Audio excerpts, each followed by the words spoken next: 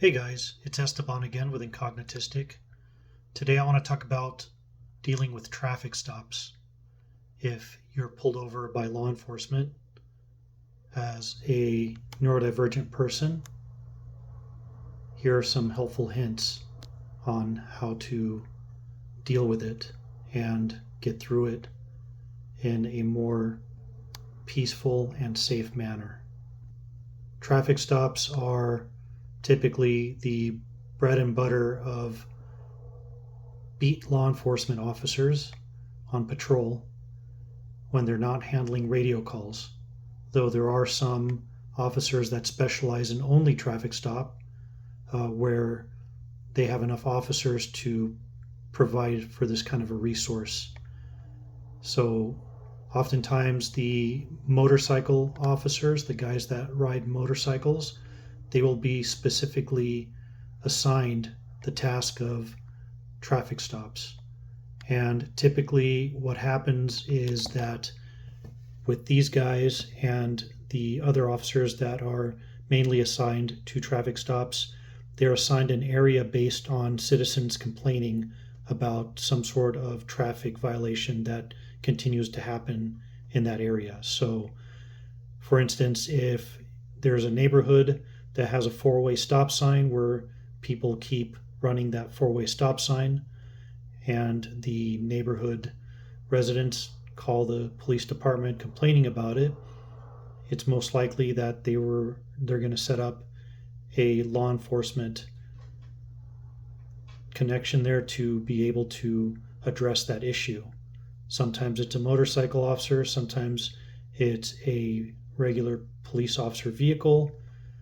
Usually it's not a patrol vehicle or officer because that would be something that they would need a lot of resources for to be able to assign one patrol officer for just handling traffic stops. Though it does happen occasionally, usually it's somebody who's specialized in traffic stops.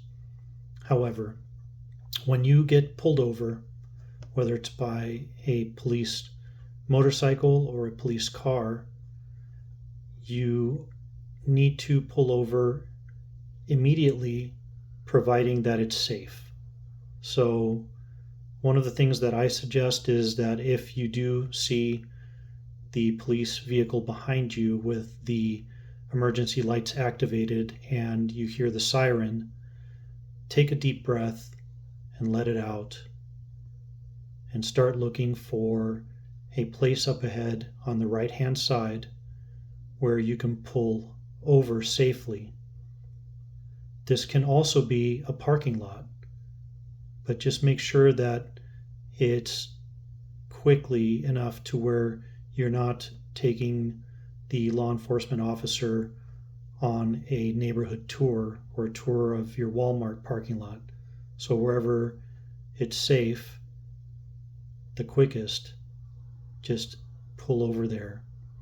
And when you pull over, it's best to put the car on park. So just make sure that you turn that transmission on park, and you can lower all of your windows. That's actually a good idea, especially if you have tinted windows. And just put your hands on the steering wheels. And then what happens is that the law enforcement officer might take a little while, depending on what agency it is and what the resources that they have are, to approach your vehicle. So just wait for them. Be patient. While you're waiting, a good thing to do is to just take breaths. Do some of that breath work to be able to calm yourself, because it's definitely a jarring experience. It's still that way for me. When I get pulled over, I get panicky. And so I completely understand, even having been a law enforcement officer. So as you're breathing, just wait for that officer to approach. Sometimes they're going to approach from your driver's side window. Sometimes they're going to approach from the passenger side window. Sometimes there will be two police officers and they will approach side by side. When that happens, the one to address is the one that talks to you first, whether it's the one on your driver's side or your passenger side. So make sure you address the one that talks to you first, and then if the other one starts talking to you, then you address them.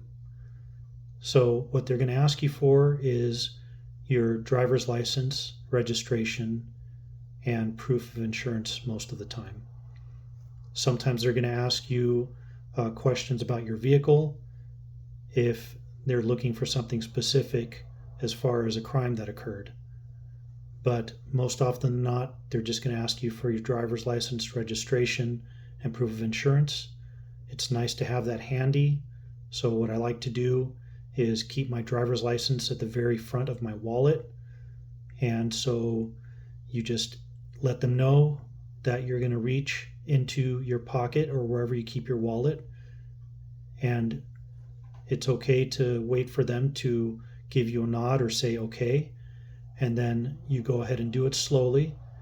Remove your ID, your driver's license, and then let them know where you keep your registration and insurance, and wait for the okay or the nod, and go ahead and slowly get it out and present it them. So when it comes to being on the spectrum and or having ADHD, you get extremely anxious, and that's understandable. So it's okay to let them know. Say, officer, I just have to let you know I am autistic and I have ADHD, and this is very nerve-wracking for me, and I just want to make sure that you understand that my nervousness has to do with the experience and my disability, and I'm going to do the best I can to comply with all of your orders and give you all the information that you need. And most officers will understand that, and they'll take that into account. And it's okay not to tell them that. You can disclose as much or as little as you want.